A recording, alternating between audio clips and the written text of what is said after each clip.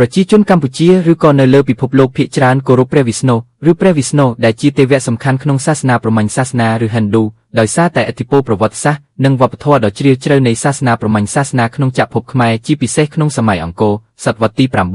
13ហេតុផលសំខាន់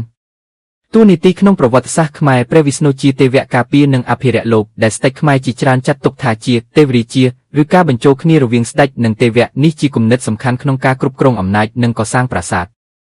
រូបចម្លាក់និងប្រាសាទមានរូបព្រះវិស្ណុជាច្រើននៅអង្គរវត្តដូចជាព្រះវិស្ណុអង្គរឬរូបដៃ8និងប្រាសាទផ្សេងទៀតដែលបង្ហាញពីការគោរពយ៉ាងខ្លាំងប្រាសាទអង្គរវត្តខ្លួនឯងត្រូវបានសាងសង់ដើម្បីឧទ្ទិសដល់ព្រះវិស្ណុបេតិកភណ្ឌវប្បធម៌ទោះបីសពថ្ងៃកម្ពុជាជាប្រទេសព្រះពុទ្ធសាសនាប៉ុន្តែឥទ្ធិពលព្រហ្មញ្ញសាសនាបុរាណនៅតែរស់នៅក្នុងសិល្បៈរបាំនិងជំនឿប្រជាជនខ្មែរនៅតែគោរពរូបចម្លាក់ទាំងនេះជាផ្នែកនៃបេតិកភណ្ឌជាតិ